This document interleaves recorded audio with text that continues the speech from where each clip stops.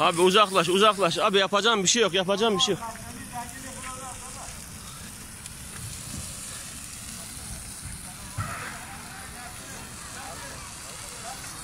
He.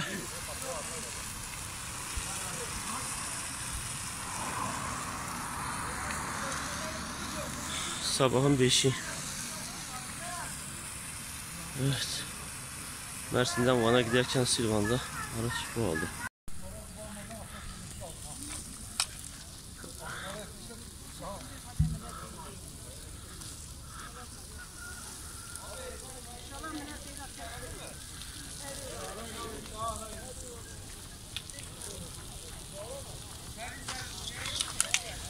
İtfaiye geliyor yolda, jandarma itfaiye geliyor.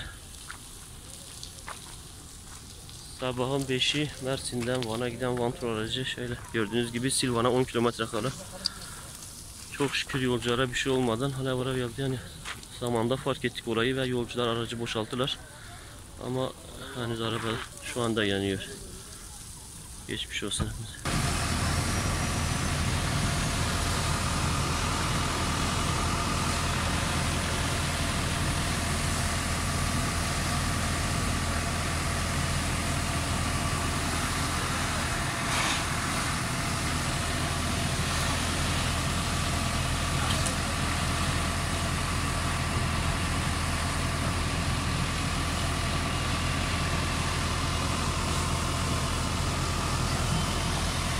Sabahın 6'sı Mersin istikametinden Van'a doğru giden özel otobüs firması Silvan'a 10 kilometre kala bağcıdan çıkan bir kumandanın şu an yanıyor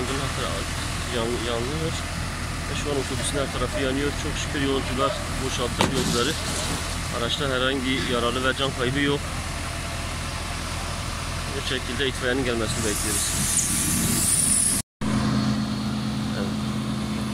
Olaydan yaklaşık yarım saat sonra itfaiye ekibi yeni teşrif ettiler. Şu anda söndürmeye çalışıyorlar. O da nasıl söndüreceklerse ona yardım etsin.